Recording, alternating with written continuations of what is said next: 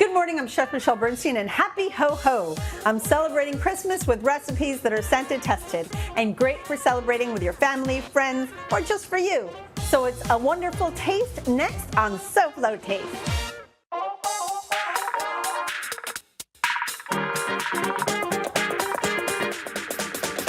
fun is that?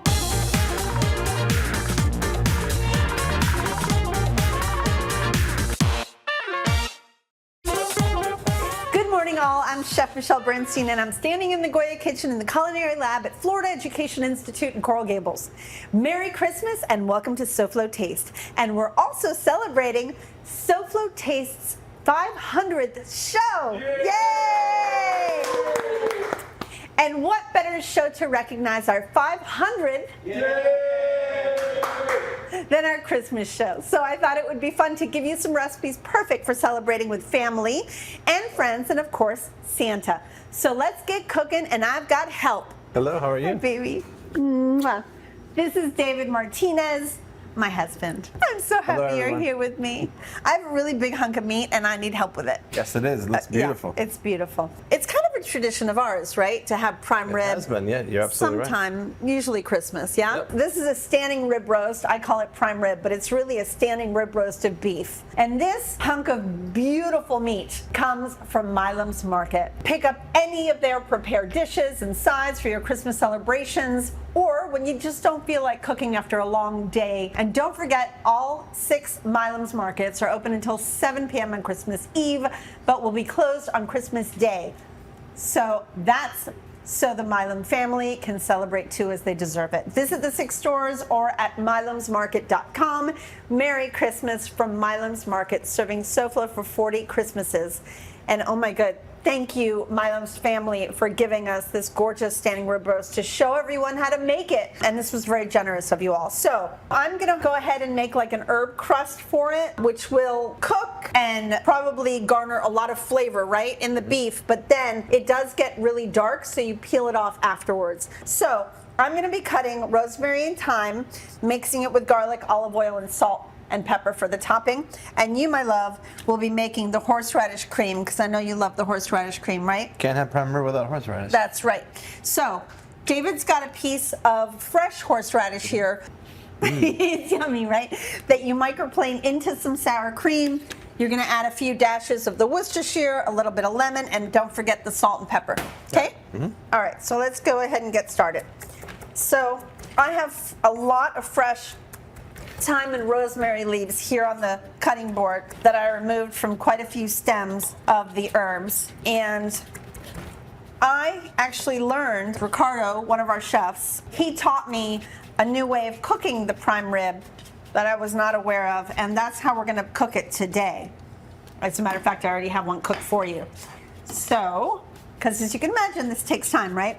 So I'm starting with the thyme and rosemary, adding some garlic, adding some oil to it. It's up to you if you want that to be olive oil, which this is, just because I love it and I use this olive oil. It's not that expensive, and it doesn't have a strong flavor, but I love it for like every day. A good amount of salt. Now this bad boy is gonna need a lot of salt. And then pepper. That's beautiful. All right. So I'm just gonna combine it and I'm just gonna use my hands. So I have this sitting on a rack right now, but you also will want to catch all this delicious juices. So you are gonna need something a little bit bigger and deeper underneath this to catch if any juices might fall. This foil pan that's actually covering our cooked one over there is great. You can buy that at a supermarket and put that underneath the roast and under the pan so that it collects any juices or fat that might actually drip down after cooking. So let me explain the cooking procedure because it's kind of crazy. You're gonna start out in a 500-degree oven. If your oven doesn't go to 500, it's okay. It'll probably go up to 475 or 480. Make sure it's really raging hot when you put this roast in. Put it in for 5 minutes per pound. This weighs 20 pounds and it has the bone on it.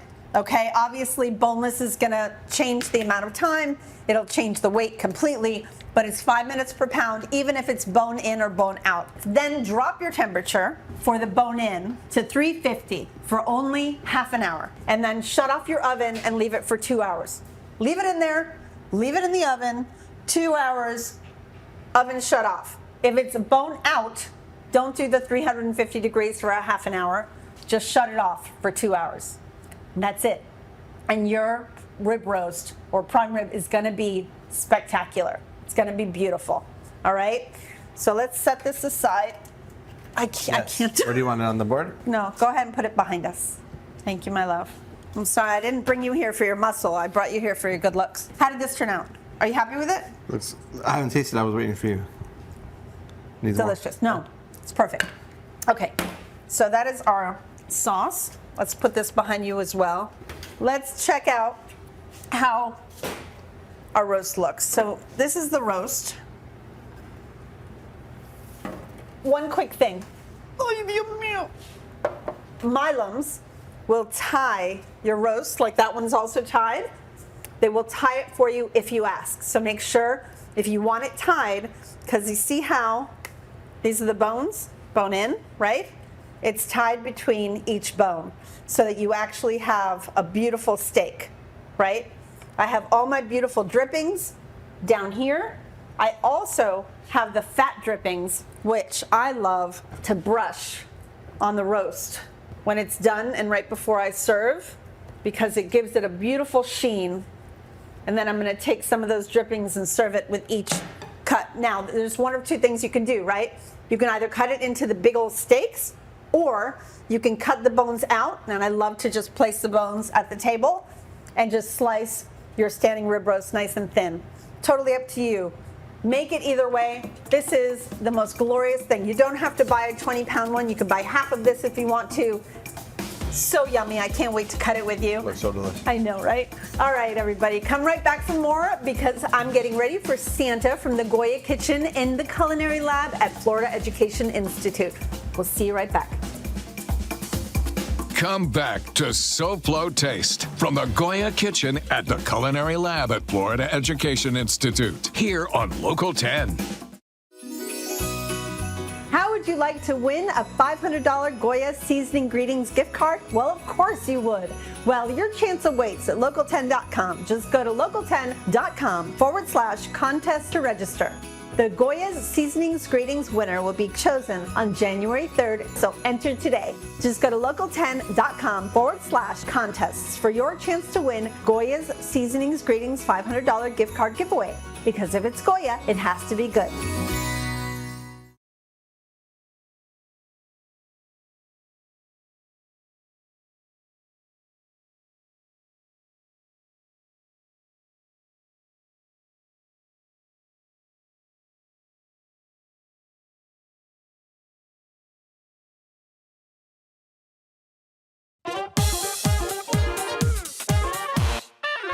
It's a Milam's Markets Minute. Here's Melinda Harper.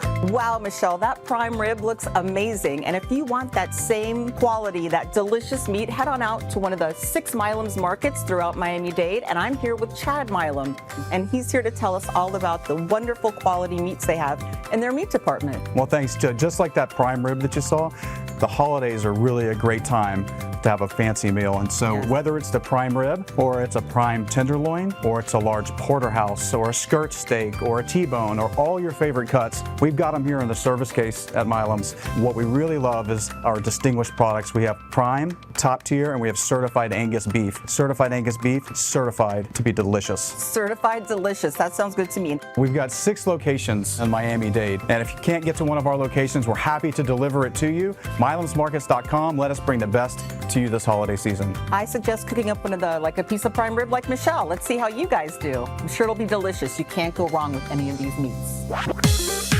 Welcome back to the SoFlo Taste, where I'm celebrating Christmas and my 500th show. Hey. I'm sorry, our 500th show.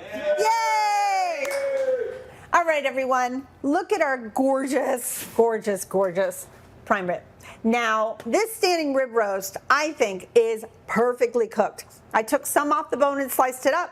The rest of it, I stayed on the bone. I put a little touch of drippings that came off the bottom. And then here is my husband's horseradish sauce. I just think this is gorgeous. Put a little rosemary and thyme around it, and there we have it. All right, I can't think of anything more delicious to go with this than Parker House rolls. But a step further would be Parker House rolls brushed in a little bit of honey butter. Ay, ay, ay, so yummy. So let's jump into the recipe. I already started a little bit of yeast with some warm water. Once you get kind of like a little foam on top, you know that it is ready to go. So the first things we're gonna do is, I'm not gonna add my dough hook yet. We're gonna add into the bowl some milk, salt, melted butter, and a little bit of honey. That all goes into the bowl. All right. Obviously, the honey is not only for sweetness, but also for caramelization. So let's go ahead and whisk that together. After that is mixed, go ahead and add an egg, and finally the yeast. Go ahead and use a whisk to mix that together. Okay, once that comes together, go ahead and place the dough hook onto your mixer, and then add your flour. Go ahead and start mixing.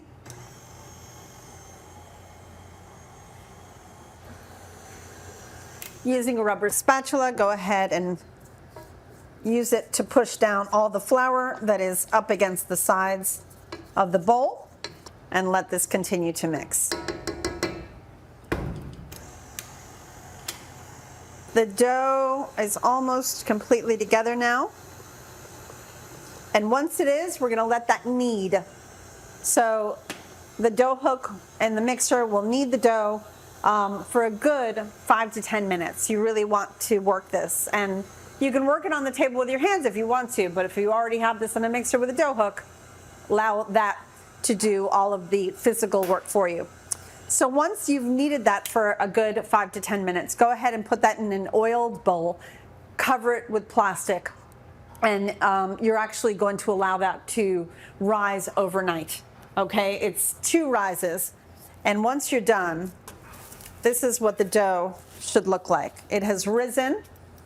It's got a bunch of little bubbles, which I love.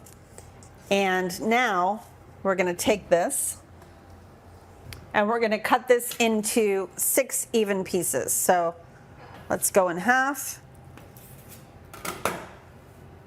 Let's take a little bit of flour down onto our bench. So let's do 3 equal pieces.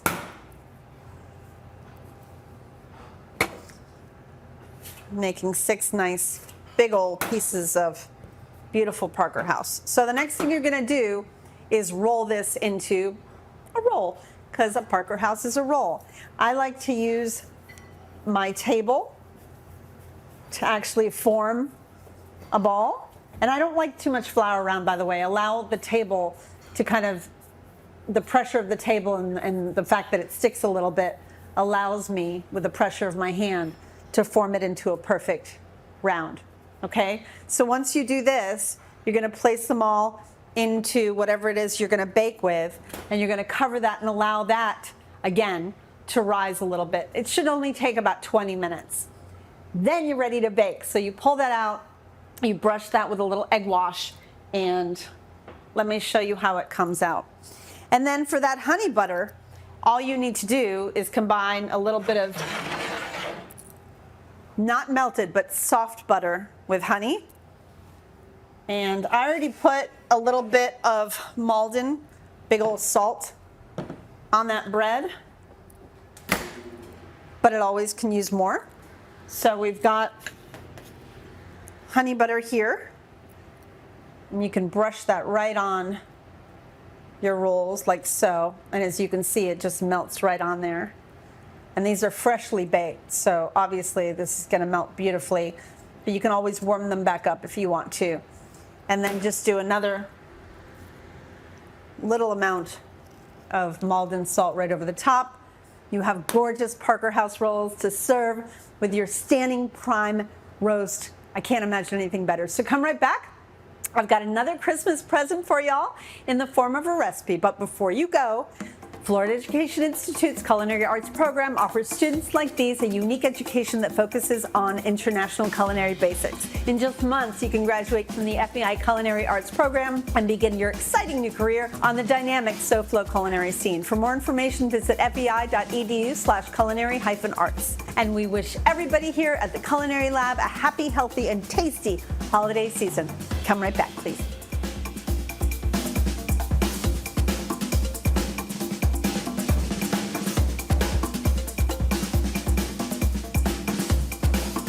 Back to SoFlo Taste right after this.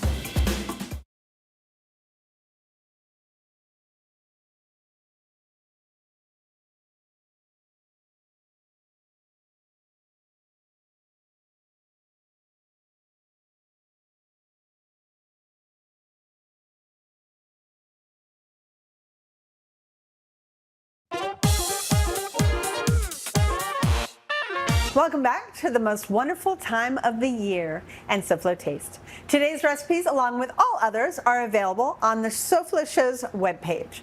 Just scan this quick response code for the informative SoFlo Shows page with SoFlo Health and SoFlo Home Project there too. You'll also see this QRC on the ingredient list throughout the show. Now back to my happy ho-ho. All right, everyone, I gave you a standing rib roast. I gave you beautiful Parker House rolls. And now I need to give you a vegetable. So now I'm going to teach you one of my recipes for fresh sauteed Brussels sprouts for the holidays. All right, so I'm already heating up a pan, and it's a pretty big pan. These are sliced Brussels sprouts. I slice them up. You can cut them any old way for the same recipe, just so you know. I'm going to use a little bit of olive oil and some butter. Not too much, actually. And I'm just going to let that get nice and warm. We're going to add garlic and shallot and let them get a little soft. I slice the shallots thin, but if you like them minced better, you can do that. I just love, the nice thin pieces of julienne shallot within my Brussels sprouts. So for this recipe, I'm going to need some lemon zest.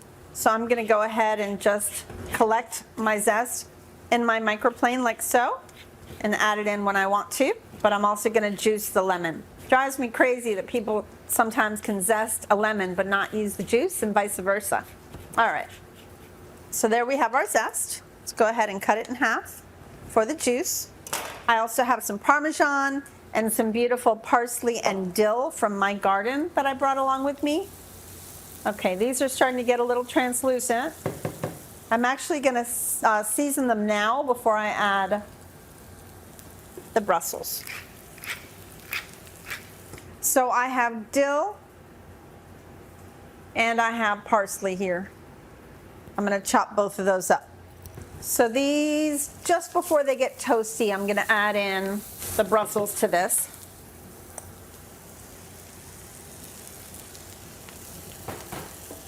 So let's just let them cook a little bit and then we'll stir them a little bit more.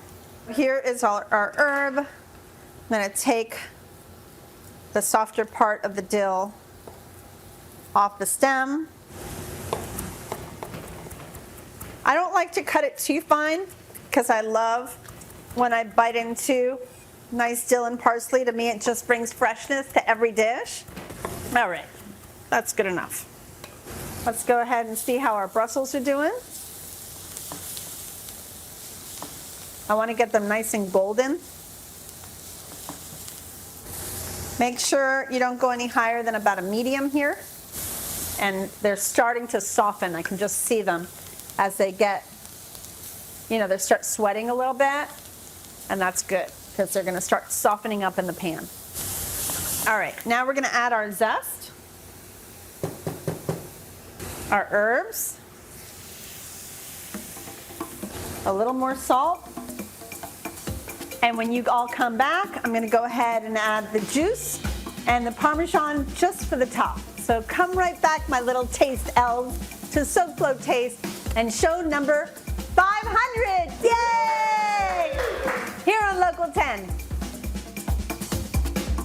SoFlo Taste returns right after this.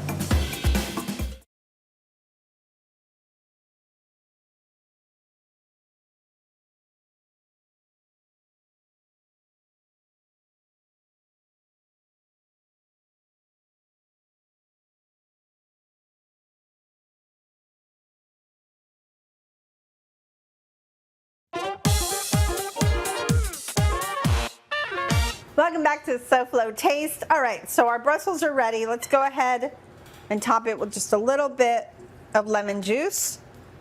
And then, of course, a nice healthy topping of Parmesan, because Brussels sprouts and Parmesan are so yummy together.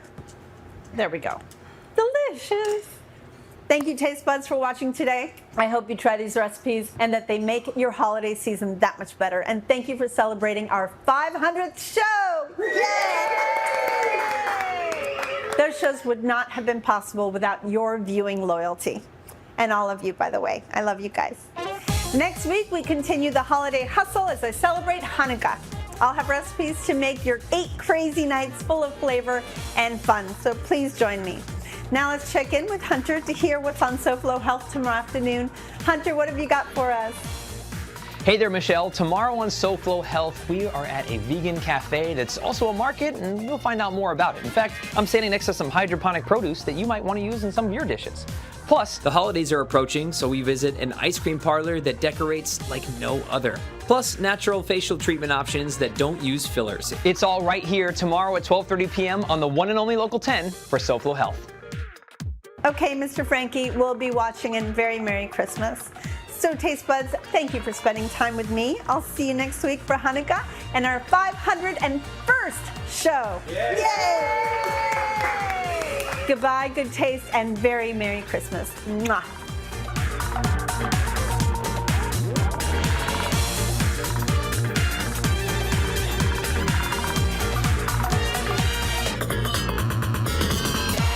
That's a Christmas wrap.